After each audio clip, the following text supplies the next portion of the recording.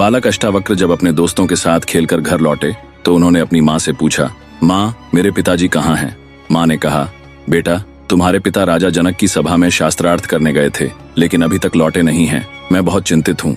अष्टावक्र ने अपनी माँ को दिलासा देते हुए कहा, माँ, तुम चिंता मत करो, मैं कल सुबह ही राजसभा में जाकर पता लगाऊंगा कि क्या हुआ है। माँ ने घबरा कर कहा, बेटा, तुम अभी छोटे हो और तुम्हारा शरीर भी टेढ़ा मेढ़ा है, वहाँ तुम्हारा मजाक उड़ाया जा सकता है। अष्टावक्र मुस्कुराए और बोले, माँ, डरने की जरूरत नहीं है, मैं अपने पिता को लेकर ही वापस आऊंगा। अगली सुबह अष्टावक्र राजा जनक की सभा में पहुंचे। वहां विद्वान लोग शास्त्रार्थ कर रहे थे। जैसे ही उन्होंने अष्टावक्र को देखा, वे जोर जोर से हंसने लगे। एक छोटे से लड़के को, जो ऊपर से टेढ़ा मेढ़ा भी था, देखकर सबको लगा कि यह विद्वानों के बीच क्या करेगा, लेकिन अष्टावक्र भी उनकी हंसी देखकर खुद हंसने लगे। राजा जनक को यह अजीब लगा। उन्होंने पूछा, बालक, तुम क्यों हंस रहे हो? अष्टावक्र ने जवाब दिया, महाराज, मैंने सुना था कि आपकी सभा विद्वानों से भरी हुई है, लेकिन ये लोग तो सिर्फ शरीर देखकर हंसने वाले अज्ञानी लगते हैं। फिर उन्होंने आगे कहा, राजन, बताइए, क्या किसी का शरीर टेढ़ा हो तो उसकी आत्मा भी टेढ़ी हो जाती है?